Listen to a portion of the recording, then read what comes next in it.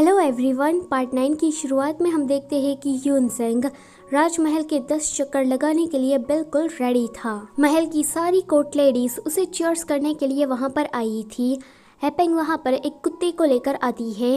वो कहती है कि मैं तुम्हारी वाइफ हूँ, तो मैं यहाँ पर तुम्हें सपोर्ट करने के लिए आई हूँ। यूनसेंग कहता है कि ये सब तो ठीक है, लेकिन तुम अपने साथ इस डॉग को क्यों लाई हो। हैपेंग कहती है कि तुम्हारी स्ट्रेंथ बढ़ाने के लिए। इतना कहते ही वो उस डॉग को लेकर यूनसेंग के पीछे भागती है। यूनसेंग को सच में डॉग से डर लग रहा था, तो वो तो 100 की स्पीड से भागता है। यूनचोंग बायू के पास आकर कहता है कि वो नोट तुम्हारा ही था ना, तुमने मेरी हैंडराइटिंग की कॉपी की है एंड मैं ये भी जानता हूँ कि ऐसा करके तुम मेरे भाई यूनसेंग को फंसाना चाहती थी। बायू कहती है कि तुम ये क्या कह रहे हो, मैं भला ऐसा काम क्यों करूँगी। यूनचोंग कहता है कि अब ये कहने से कोई फायदा नहीं है, क्योंकि तुम्हारी मेड ने सबके सामने सब कुछ उगल लिया है। लूसी तुमसे काफी ज्यादा नाराज है। तुम्हारी मेड ने तो ये तक कहा कि तुमने मेरी हैंडराइटिंग कॉपी करने के लिए दिन रात छक्कर मेहनत की। बायू कहती है कि क्या दिन रात, तुम्हारी लिखावट तो बिल्कुल बच्चों जैसी है, मैंने तो उसे एक ही घंटे में कर दिया। यूनचोंग कहता है कि देखा, अब तो तुमने अपने मुंह से उगल लिया है, चलो मेरे साथ। यूनसेंग उस कुत्ते से बचने के लिए छुप गया था, लेकिन वो देखता है कि हैपेंग अब ज्यादा उसके पीछे नहीं आ रही है। यहाँ पर हैपेंग और वो कुत्ता दोनों ही रनिंग करते हुए थक गए थे, तो यूनसेंग उसके पास आता है। हैपेंग कहती है कि अब मुझसे ज्यादा नहीं चला जाएगा, तुम अपने आप से ही 10 लैप पूरे कर दो। यूनसेंग कहता है कि तुमने तो अभी से ही हार मान ली है, क्या तुमने पहले ये नहीं कहा था कि हम दोनों हस्बैंड वाइफ है, तो हमें एक होना चाहिए। इतना कहकर यूनसेंग हैपेंग को अपने बैक पर उठा लेता है एंड फिर से रनिंग करना शुरू कर देता है। यूनचोंग बायू को लेकर वहां पर आता है। वो कहता है कि देखा, तुम्हारी वजह से ये हो गया। बायू कहती है कि लेकिन मैं ये तो नहीं करना चाहती थी। उसके बाद यूनचोंग उसे एम्प्रेस डाउचर के पास लेकर आता है और कहता है कि वो नोट बायू ने ही लिखा था। एम्प्रेस डाउचर कहती है कि बायू तुम इस बात को एक्सप्लेन करोगी, तो बायू कहती है कि मैं तो बस यूनसेंग की मदद करना चाहती थी, मेरा कोई बुरा इरादा नहीं था। लूसी को बायू पर बहुत ही ज्यादा गुस्सा आता है एंड वो वहां से चला जाता है। बायू उसके जाने के बाद यूनचोंग को मारते हुए कहती है कि ये सारी तुम्हारी गलती है, अब तुम्हारी वजह से मेरे डैड मुझसे नफरत करने लगेंगे। एम्प्रेस डाउचर यूनसेंग के पास जाकर कहती है कि असली कल्प्रिट मिल गया है, तो तुम दौड़ना बंद कर सकते हो। यूनसेंग कहता है कि मैं इतनी जल्दी गिव अप नहीं करने वाला, मैं अपनी बेगुनाही साबित कर दूंगा एंड लूसी को दिखा दूंगा कि मैं एक गुड एम्परर बनने के लायक हूँ। हैपेंग कहती है कि क्या तुम सच में गिव अप नहीं करोगे। वो कहता है कि नहीं, वैसे मुझे आज एक बात जानने को मिली कि तुमने आज अपने डैड की जगह पर मुझे चूज किया, ये जानकर मुझे काफी ज्यादा अच्छा लगा। उसके बाद यूनसेंग और हैपेंग रेड लाइन को क्रॉस करके 10 लैप्स पूरे करते हैं। सभी लोग उन्हें कॉन्ग्रेचुलेट कह रहे थे। हैपेंग और यूनसेंग देखते हैं कि उन दोनों ने एक दूसरे का हाथ पकड़ा है। सभी लोग उनके लिए खुश हो रहे थे। लूसी कहता है कि ये है मेरी बेटी। कॉन्क्यूबाइन शू कहती है कि ये हैपेंग इतनी ज्यादा अच्छी वाइफ निकलेगी, ये हमें पता नहीं था। तो एम्प्रेस डाउचर कहती है कि हैपेंग ने तो मुझे अपनी जवानी की याद दिला दी। रात में ये दोनों बैठकर तारे देख रहे थे। यूनसेंग कहता है कि तुमने आज मेरी मदद क्यों की, क्या हम दोनों राइवल्स नहीं थे। तो वो कहती है कि हम राइवल्स थे, लेकिन हम फ्रेंड्स भी हैं। वैसे तुम दौड़ने के टाइम पर काफी ज्यादा हैंडसम लग रहे थे। तो वो कहता है कि अब मैं इतना भी खास नहीं। हैपेंग कहती है कि मुझे तो मेरी माँ के हाथों की खाने की याद आ रही है। तो यूनसेंग कहता है कि हर वक्त बस खाना खाना खाना। अगले दिन हैपेंग एक लव स्टोरी पढ़ती है।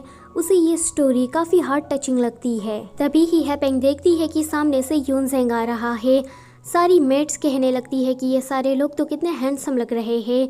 हैपेंग कहती है कि वो सभी लोग मेरे लिए आ रहे हैं, लेकिन यूनसेंग और उसकी बंदर सेना टर्न ले लेती है। हैपेंग कहती है कि क्या वो मेरे लिए नहीं आ रहा था।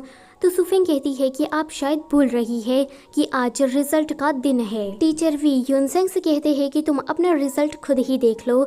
यूनसेंग इन लोगों से कहता है कि ये मेरी तरफ इतनी ज्यादा स्माइल क्यों कर रहे हैं। यूनचोंग कहता है कि कहीं आप फिर से लास्ट तो नहीं आ गए ना। यूनसेंग कहता है कि जो भी हो, चलो रिजल्ट देखते हैं। टीचर वी जब उस पर्दे को हटाते हैं तो उसमें फर्स्ट नाम यूनसेंग का था। ये देखकर यूनसेंग और उसकी बंदर सेना बिल्कुल बंदरों की तरह हरकतें करने लगती है। है। हैपेंग जब उन्हें खुश देखती है तो वो भी समझ जाती है कि यूनसेंग फर्स्ट आया है। वो भी यूनसेंग के लिए बहुत ही ज्यादा खुश होती है। फिर जब वो अपना नाम देखती है तो वो सेकंड लास्ट आई थी। लास्ट प्लेस पर यू छांग्या आया था। वैसे यू छांग्या बहुत ही ज्यादा स्मार्ट है, वो तो यूनसेंग की जगह पर फर्स्ट भी आ सकता था, लेकिन हैपेंग के लिए वो इस बार लास्ट आया। यूनसेंग कहता है कि मैं फर्स्ट आया हूँ तो लूसी को मुझे वो इंपीरियल सील देना ही पड़ेगा। यहाँ पर हैपेंग कहती है कि आधा दिन हो गया एंड मैं उसे अभी से ही याद करने लगी हूँ। तभी ही कोई उसके लिए गिफ्ट भिजवाता है। हैपेंग कहती है कि क्या यूनसेंग ने ये मुझे गिफ्ट दिया है। वो जब उस बॉक्स को खोलकर देखती है तो उसमें एक नोट था एंड उसमें लिखा था कि पीच ट्री के सामने आकर मुझसे मिलो। हैपेंग जब वहां पर पहुंचती है तो कुछ गार्ड आकर उसे बंदी बना लेते हैं एंड कहते हैं कि आपको हमारे साथ चलना होगा। हैपेंग सोचती है कि सुबह सुबह मैंने जो लव स्टोरी पढ़ी थी मेरे साथ बिल्कुल वैसा ही क्यों हो रहा है। फिर तो वो भी उस लव स्टोरी के अकॉर्डिंग डायलॉग बाजी करने लगती है। वो कहती है कि मैं यहाँ पर, तभी ही यू छांग्या वहाँ पर आता है, कहता है कि मैं आ गया। हैपेंग कहती है कि यू छांग्या तुम यहाँ पर, तो यू छांग्या कहता है कि फिर तुम किसे एक्सपेक्ट कर रही थी। हैपेंग कहती है कि तुम वहाँ उस पेड़ के ऊपर कब से थे, तो वो कहता है कि इसे छोड़ो, तुम क्या हमारी उस बेड के बारे में भूल तो नहीं गई हो ना। तुम मुझे अच्छी तरीके से जानती हो कि मैं अगर चाहूँ तो मैं टॉप 3 में आसानी से आ सकता हूँ, लेकिन मैं तुम्हारे लिए लास्ट आया क्योंकि मैं नहीं चाहता था कि तुम अपने प्यारे चेहरे पर 100 चांटे मारो एंड तुम्हारा चेहरा बिगड़ जाए। फिर मैं तुम्हारे चेहरे की प्लास्टिक सर्जरी कैसे कर पाता। लेकिन तुम चिंता मत करो, 3 दिनों के अंदर पर्सिया से टूल्स आ जाएंगे, उसके बाद मैं अपने काम को अंजाम दूंगा। हैपेंग कहती है कि यू छांग्या मैं तुम्हें नहीं छोड़ूंगी। तो यू छांग्या कहता है कि हैपेंग का ये प्यारा सा चेहरा मेरी किस्मत में ऑलरेडी लिखा जा चुका है। यहाँ यूनसेंग लूसी से कहता है कि अब तुम्हें मुझे वो वारिस वाला सील दे देना चाहिए, तो लूसी उसे मना कर देता है। ये सुनकर यूनसेंग रात में ही अपने कुछ दोस्तों के साथ लूसी के अड्डे पर उस सील को चुराने के लिए जाता है। ये 3 बंदर अलग अलग जगहों पर उस सील को ढूंढ रहे थे। फिर कोई कहता है कि ये यूनसेंग कहाँ चला गया। यूनछोंग कहता है कि कहीं यूनसेंग रास्ता भटक तो नहीं गया ना। अब ये लोग सील को छोड़कर यूनसेंग को ढूंढने लगते हैं। तभी ही वहाँ पर यूनसेंग एक बॉक्स को लेकर आता है, कहता है कि मुझे इंपीरियल सील मिल गया। इंपीरियल शेफ कहता है कि यह गंदी स्मेल कहाँ से आ रही है। यूनसेंग जब उस बॉक्स को खुलकर देखता है तो इंपीरियल शेफ कहता है कि ये तो सड़ी हुई मूली है। यूनछोंग कहता है कि इस तरह से तो सील हमें नहीं मिलने वाला, जरूर उस चमगादड़ ने उस सील को खुफिया जगह पर छुपाया होगा। यहाँ हैपेंग कॉर्न्स खाते हुए सोच रही थी कि ये यूनसेंग मुझसे मिलने क्यों नहीं आ रहा। उसके बाद वो कॉर्न्स के एक एक दाने को अलग करते हुए कहने लगती है कि वो मुझे पसंद करता है, वो मुझे पसंद नहीं करता, वो मुझे पसंद करता है, वो मुझे पसंद नहीं करता। ऐसा करके हैपेंग कॉर्न्स के सारे दाने निकाल देती है। तभी ही सुफेंग आकर कहती है कि आपसे वो मिलने आए हैं। हैपेंग कहती है कि क्या मेरा शुवान आ गया है, लेकिन जब वो लूसी को आता हुआ देखती है तो उसका मुंह फिर से लटक जाता है। वो कहती है कि लूसी तुम यहाँ करने क्या आए हो।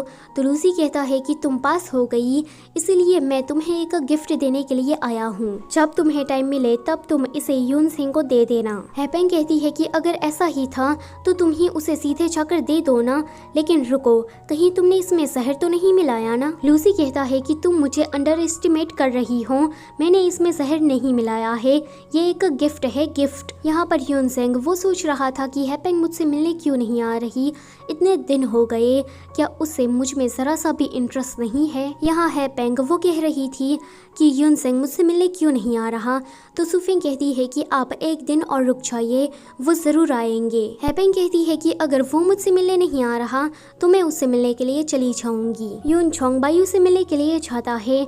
बायू काफी ज्यादा दुखी थी क्योंकि लूसी उससे नाराज हो गया था। यूनछोंग बायू से कहता है कि मैं तुम्हें अपनी एक्सप्लेनेशन देने के लिए आया हूँ। तो बायू कहती है कि फिर जल्दी करो। यूनसेंग कहता है कि तुम दिखने में तो बहुत ही ज्यादा खूबसूरत हो, लेकिन तुम्हारा दिल काफी ज्यादा काला है, तुम एक बुरे इरादों वाली औरत हो। उस दिन मैंने जो तुम्हारे साथ किया वो बिल्कुल सही था। बायू कहती है कि तुम्हें ये लगता है कि तुम उस दिन सही थे।